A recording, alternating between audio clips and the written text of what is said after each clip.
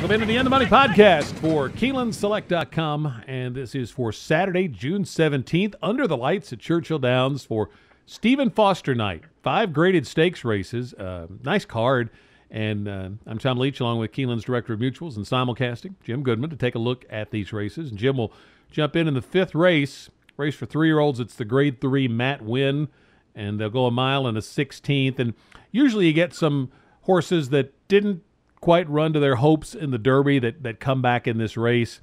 And we've got one of those in here, and he's a huge favorite. Can you beat McCracken?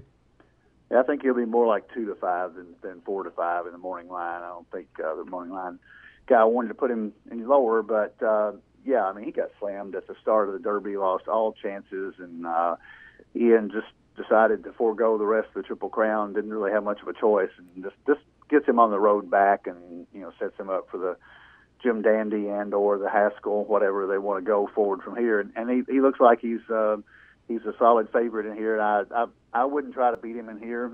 Excitations is the only other horse that I thought had some possibilities, and he really ran badly in the Pat Day Mile on Derby Day.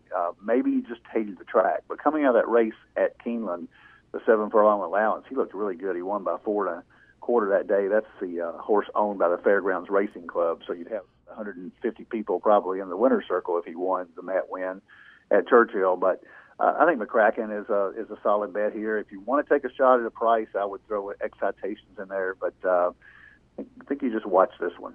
Same advice from me. If you want to make a win bet, it's McCracken. You won't get much of a payoff. Is just sit back and watch this one. Or there is a pick 5, and we're going to do an all-stakes pick 4 ticket at the end of this podcast, but you could just single McCracken and play a pick 5 ticket instead of the pick 4. And that might be the way to try to find some value in the race with McCracken, because I don't think the exactas are going to pay much either, and it's just hard to see anybody else winning this. Let's move on to the 6th race. It's the Grade 2 Wise Dan on the turf for 3-year-olds and up, going a mile and a 16th. Pretty well-matched group here. You got a couple of horses coming back from the Grade 1 Woodford Reserve Turf Classic on Derby Day. Where did you land in the Wise Dan?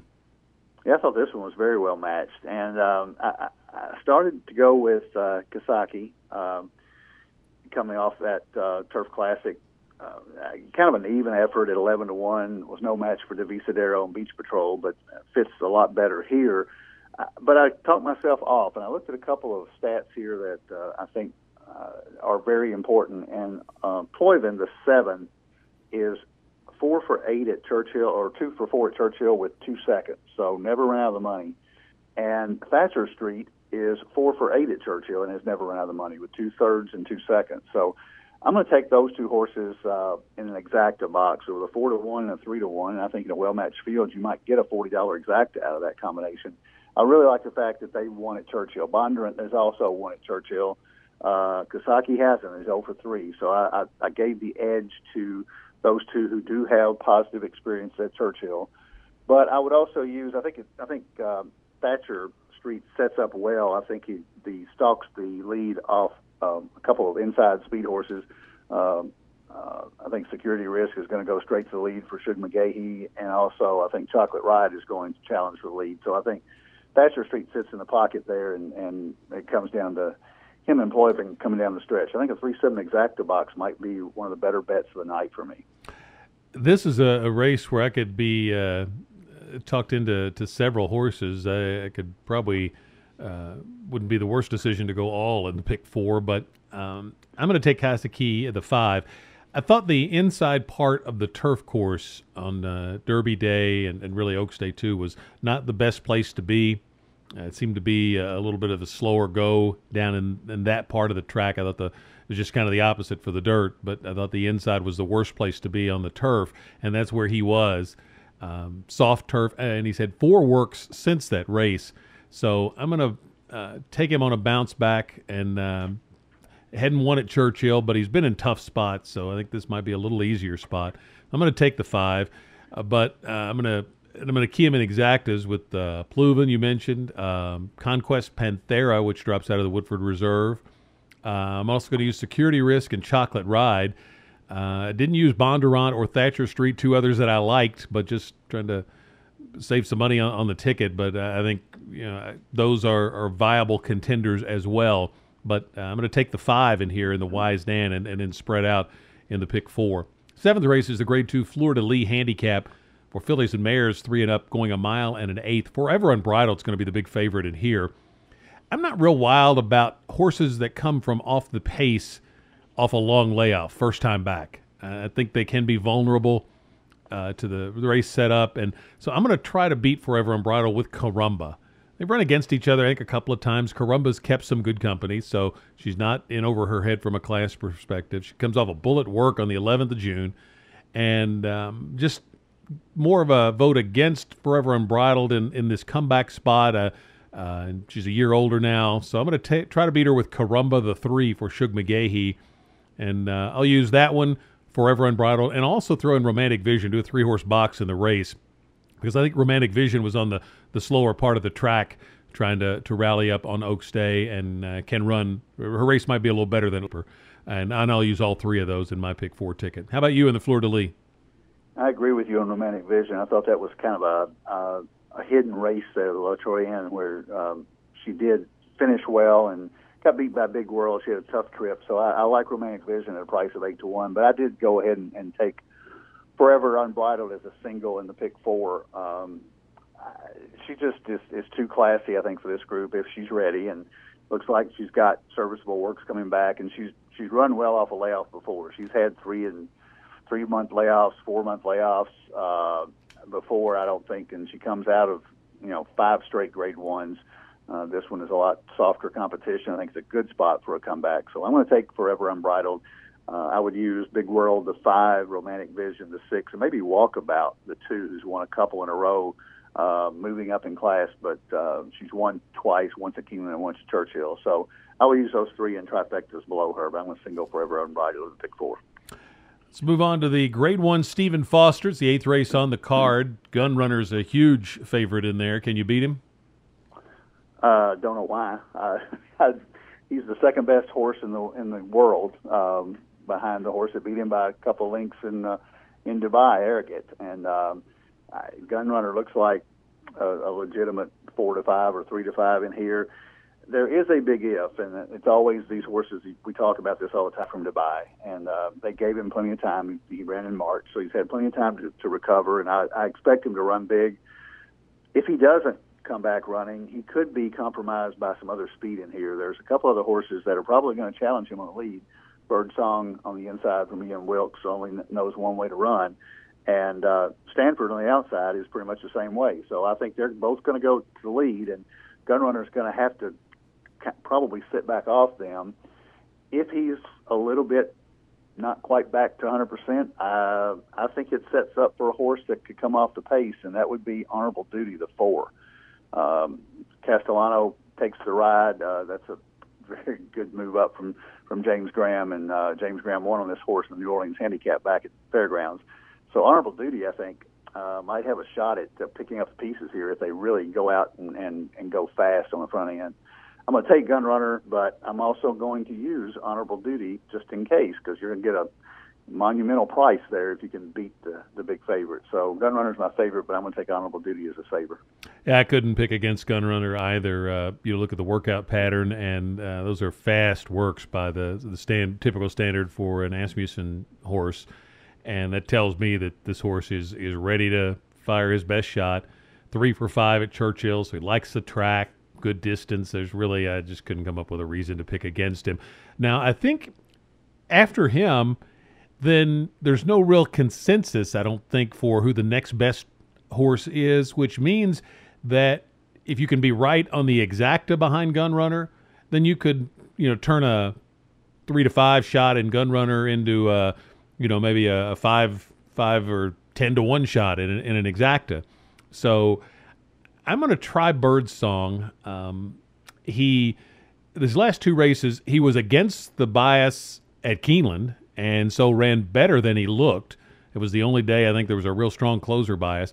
And then he was with the bias on Oaks Day, and I had him in that race because I thought he ran better than it looked at Keeneland. And then he was with the bias on the Oaks Day win in the Alashiba, but I think this horse just might be getting good. Ian Wilkes has brought him along slowly. I heard him in an interview saying this is a horse he wants to win the Whitney with. So he has high hopes for this horse. He's always thought that a mile and an eighth would suit him just fine, even though he looked more like a sprinter last year.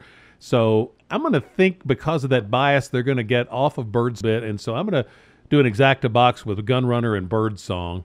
Honorable Duty, I think, is definitely deserving of respect. That's the one I almost went to with Gun Runner, but I switched off to Bird Song. Breaking Lucky is another one on his best day that could get there, but he ran really his best race ever and still couldn't beat Gun Runner in the Clark last fall. So I'm going to take Gun Runner, use exacta boxes with those three I mentioned, and make it a bigger box with the Bird Song horse on the inside. And I'm going to use both of those in my pick four, in case they leave Bird Song alone and he gets brave and would hold him off. Gets us to the ninth race, the Grade 3 Regret on the turf for 3-year-old fillies, going a mile and 16th. This is usually a pretty good betting race each year, and I think it is here. You've got horses like Sweeping Patty and Proctor's Ledge that come out of a race against La Coronelle and Dream Dancing, so that was a tough group. Chubby Star ran well up at Pimlico behind Yoshida. I ended up taking Proctor's Ledge, a little wide in the Derby weekend race. Got soft turf then, so should get firm turf, I think, here, or something close to it. And then 4 really sharp works for the Red Hot Walsh Barn.